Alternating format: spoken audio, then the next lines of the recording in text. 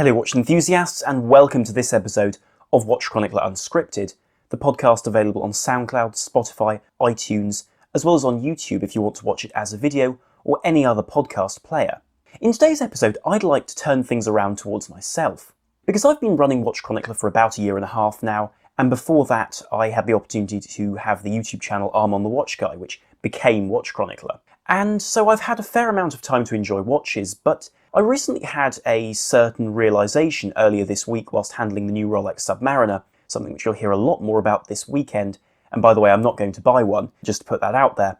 But I had a certain realisation, because as I was telling someone in the comments section just a couple of days ago, I just turned 20, and so I'm reconsidering my watch collection a bit. I've been collecting watches for a few years now, with the earnings I've made from the work I did, and I'd like to take my collection in a new direction, and I'll speak about that in today's podcast, and speak about some watches which I'm planning to sell, some which are more interesting than others to different people. And so I'll be very intrigued to hear your thoughts on that, and of course if anyone is interested, they need only contact me.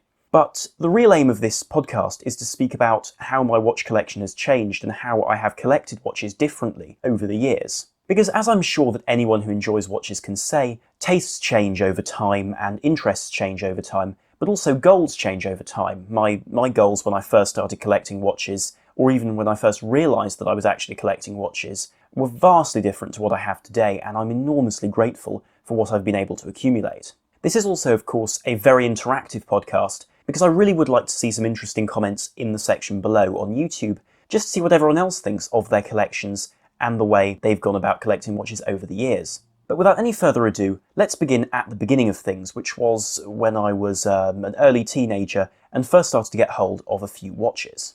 Now, it's not actually true that I started owning watches when I was a young teenager, because it was a little bit before that. Around the age of 10 or 11, I was taken into a watch shop by my parents after noticing that I liked mechanical movements, and they asked me if I wanted to buy an affordable mechanical watch. And I ended up leaving the shop with my birthday present, which was a Swatch Irony. I suppose the irony being that it was a mechanical Swatch at the time, but a heavily skeletonized ETA in essence, with no hacking, a lower beat rate, and what I found most bizarre looking at the watch a few days ago, a plastic escapement, which you can actually see because it is heavily skeletonized, although without any decoration, of course, for the sum of, I think it was €120 at the time, and I felt unbelievably lucky. In fact, for that age, I really was unbelievably lucky to have it. And I enjoyed that watch an awful lot, but I wore it on and off for the next few years until my father gave me another watch he noticed I'd liked, which he'd been wearing, which was a Tudor with an open heart. Now this actually has appeared on the YouTube channel, and it appeared fairly early on because it was one of my favourite watches for a few years, although it doesn't really get very much wear and has returned to my father's collection at this point. But that really wasn't when I started collecting watches, that was just enjoying the mechanical side of watches. That little something you have to wind up in the morning just gave me something more, and I think a lot of us started enjoying watches with that kind of involvement, with a mechanical movement, having the responsibility to wind it in the morning. But in my first few years of trying to enjoy watches and exploring the watch world, I made just as many mistakes as I did have successes. The first watch I really lusted after was an Autodromo. I forget which one, I think it was the Veloce, this delightful PVD black stainless steel watch with a quartz movement. I think it was a Ronda quartz from Switzerland, and a fantastically well finished dial to look like the gauge you might find in a 50s or 60s racing car, which I thought was absolutely wonderful. It didn't stay in the collection for long, but it took me months to get hold of one of those, and bearing in mind that it was a reasonably affordable watch, a £300 watch, but for a teenager it did take an awfully long time to get hold of, and from there I bought AV8s and Timexes, both of which were enormously unreliable according to my memory, but it did get me into watches and made me realise that certain watches were more appreciated than others. And it was around when I started my YouTube channel in 2015 that I started to notice certain pieces which I wanted to explore, notably chronographs and dive watches. And so with some money I'd been able to save up, I bought an Orient Ray, that was the original version with the pusher to change the day, and an Alpha Daytona, which was in essence a Paul Newman Daytona homage made in China with a seagull movement based on a Venus, a manually wound Swiss chronograph, but again it was a highly unreliable watch. But these two watches were able to really introduce me to watches other than dress watches. You see, before enjoying watches or collecting watches or anything like that, the watches I'd been exposed to were a Tag Heuer, which my grandfather wore, and a Tudor and an Omega, which my father wore. And all of these were dress watches. There was no real sports watch influence. And so it was very exciting to try something like that Orient. It was a very well-built Japanese watch and had some of the style of the watches I revered from the big brands such as Rolex and Omega with the rotating bezel. And that Daytona was a beautiful looking watch. I still have it actually, albeit with the case back off because it is much more attractive that way. I don't wear it because the crown doesn't screw in properly, the threading's gone. But these things got me into watches. But it was really in 2016 and 2017 that I started to move up the rungs by selling the previous watch and buying the next thing up with whatever I could earn. And so this started with Precista here in the UK, a watch which I still regret selling, the PRS 18A, which was a dive watch inspired by some of the military dive watches used in the 20th century. I then moved up to Steinhardt and then to an Oris Aquis. And the Aquis was an interesting watch because firstly it taught me that I don't like integrated bracelets on my own watches. I find them aggravating because not being able to change a strap is irritating if you want to use the watch in a circumstance where you really don't want to damage the bracelet. But after that, I really bought my first luxury watch, you could say. It was a Tudor Heritage Ranger. I remember doing the unboxing and I got a fair discount on that. I was incredibly pleased with myself as a teenager being able to get hold of a discount on the watch until a few years later, recognising the fact that demand for the Heritage Ranger was never quite what I thought it was. But it was a lovely watch, very well made. I think for the price there was an awful lot of watch there, and I realise it was never a popular Tudor, but the 150mm water resistant case, 41mm size, albeit with a somewhat bizarre Tudor deployment clasp, it was a wonderful piece, and I'm sure you can imagine for a teenager getting hold of that, who'd previously only been able to own brands which certainly were less well known. Although of course Oris at that point was starting to become more popular, they still weren't where they are today. Now interestingly, it was that Tudor which I took to Baselworld the first time I went in 2017, and that was a really fantastic trip as someone who was just enjoying watches alongside their daily life. And so being able to go to a convention with such an enormous number of people, and as a trade show, a phenomenal amount of access to the watches, was staggering. And that Tudor was a watch which really showed me the benefit of that heritage side and the special feeling, for want of a better term, around watches, which you can get when you're handling something which has a real history behind it. I find that really rather fascinating. This was also a time when I started to recognise the benefit of having fewer watches, but watches which I really enjoyed wearing day in and day out, rather than having a multitude of pieces, and so I sold quite a few of my watches.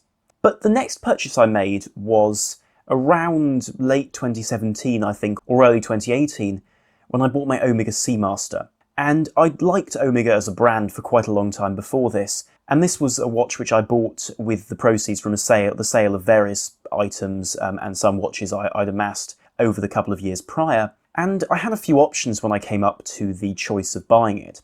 I could either go with a slightly older Seamaster Planet Ocean. This was, bear in mind, when they'd started to introduce the anti-magnetic movements in the 8400 caliber, the Bond, so to speak, Seamaster 300.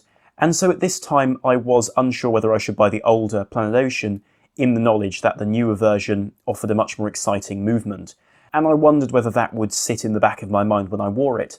But I tried on the Seamaster 300M, a watch which I'd never had much interest in. I knew the Bond connection, but it didn't do much for me at the time. And immediately I understood the watch. It was a slender case, in fact I'm wearing it today, a slender case, marvellously designed crown and bezel, and just a watch which balanced technical function with all the watch you could ever need for an everyday piece. This was also a watch which I bought used. Now I bought my Oris used, I bought my Steinhardt new, and I bought my Tudor new, so it wasn't exactly a trend at the time, but I felt I wanted to have a watch which I was going to enjoy for the next few years, and so I wasn't too worried about any sort of damage already on the timepiece, bearing in mind that I'm fairly clumsy and I was expecting to damage the watch. In fact, the slender case has meant that I almost haven't damaged it at all, but the point remained, and I ended up getting it for a great price, and I enjoy it to this day. In fact, it needs to go in for service, but it's a wonderful piece and I'm very grateful for that purchase. But the interesting thing is the next watch I bought just after coming back from Baselworld 2018 was the Seiko SBDX 017, or the final Marine Master 300, before they went to the Prospex branding on the dial and the ceramic bezel. And from a technical perspective, that was a masterful watch, really brilliantly designed, exquisite to behold. The quality of the finishing blew the Omega out of the water, and frankly, I was staggered by it for the price. It was an exquisite watch, but oddly enough, it was a watch which I didn't end up bonding with. The case was incredibly thick, the bezel, sitting proud of both the crystal and the case, was unbelievably susceptible to scratches. And whilst I love the way the lacquer is applied to these bezels, they just aren't durable, and I'm actually quite glad, in hindsight, that Seiko have gone to a ceramic bezel insert, because actually the result is a much more functional timepiece. But ultimately I had a few problems with it. The bezel rotation ended up breaking, in the sense that the click spring within the bezel assembly snapped off. It was sent back to Seiko and sorted, but the charm of the watch was gone, and I sold it about a year later. But in 2018 and 2019, I was coming up to a point where I was preparing to make Watch Chronicler my full-time occupation in the final months of my education, and so I wanted to get a few watches which would really excite. And the watch which I bought myself for my 18th birthday was my Omega Speedmaster Mark III. It was a watch which I'd loved the look of for years. I loved the fact that people weren't talking about it, yet in many ways it was one of the most influential movements Omega ever produced. After all, the 1040 movement inside it became the first automatic chronometer chronograph ever made, but it also was the movement which showed Omega they needed to move away from the 321, 861 family of movements if they wanted to make an automatic watch, because these were unbelievably complicated 8mm thick movements which really stagger the mind in terms of the amount of complication within there. Some have dubbed them the high horology chronograph from Omega because they weren't designed to be practical, and I love the fact that this watch was the end of an era when Omega realised that it was too expensive to produce, but they still created it, and I've enjoyed that watch to the present day. And the watch I currently have has a replacement case because the original was very heavily over-polished and has been serviced beautifully by the people at David Carpenter. I'm not being paid by them, but they did a glorious job of repairing it, and I'm very grateful. The next watch I bought was my Chronoswiss Torah Gmt, and this is a part where my appreciation of watches changed. You see, with Chronoswiss, I enjoyed some of the most warm support I've seen from any brand, or rather I had seen until that point. I have plenty of other brands which come to mind, which I've enjoyed working with since, but Chronoswiss really invited me into their business to come and see, to come and witness what they were doing in Switzerland, and so I held them in quite fond regard. And so I bought my Chronoswiss, and I've enjoyed it since, with some help from them when a pusher became stuck. And so this was a point in my watch collecting time when it was the emotional connection to the brands which had produced the watches which started to draw me in. Coming to 2020 though, I was in a position to sell quite a lot of watches from the collection because servicing prices were rather threatening at this point. I'd already sold my Zin 104 the year prior, which was a watch which I enjoyed enormously, but just no longer could justify within the collection with the other watches I owned. And so I was left with a reasonably modest number of watches, but I did want to add to it a watch which was going to be a practical watch for every day, for any kind of travel I had to do, which was rather ironic given that it was very soon the coronavirus situation we're in today. And so I wanted to go down the path of Grand Seiko. Grand Seiko was a brand which had fascinated me for years, but which I really didn't realise I could afford until 2020. Before that, it would have required buying one which was in fairly heavily used condition, and to be perfectly honest, I didn't want to risk it. I also wanted to be able to enjoy some of the luxurious elements you get from a new Grand Seiko, i.e. the Zaratsu polished case, and also the fact that I wanted the more recent 70-hour power reserve movements which they have in their more recent automatic movements. And so this led me to the SBGM221, the very popular GMT version, which seems to be enjoyed by a lot of journalists, but also general fans of the brand. And I was familiar with the quality of the higher levels of Seiko from the Marine Master, and I'd handled other people's Grand Seikos, but after seeing this GMT, I was taken by it and managed to get hold of one for a fantastic price, and it's a watch which I continue to enjoy, and I am entirely certain will not be leaving my collection. But where does this leave me now? Well, at this point my collection is quite varied between dive watches, dress watches, chronographs, and between vintage watches and new watches. But I do recognise that with the watches which I want to own, watches which I've wanted to own for a long period of time, certain important dive watches, for example some Certinas from the 1960s which I find decidedly interesting, as well as some vintage Aquastars which have been brought to my attention not just because of the recent release of the new Aquastar Deep Star, but also by the fact that I've been reading up about the brand for the last couple of years and have become rather interested by them. Because of these watches which I'm rather interested in owning, I'm feeling as though I should probably adjust the collection somewhat. But what does this mean for my collection today? Well, as you can tell, my approach to collecting watches has changed radically since I first started looking at them.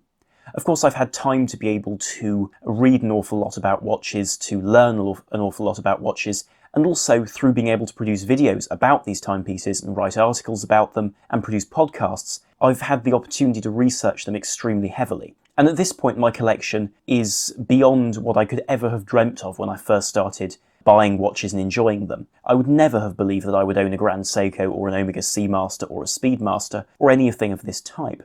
And so at this point I do feel as though I'd like to go in a direction of owning fewer watches, but watches of higher quality.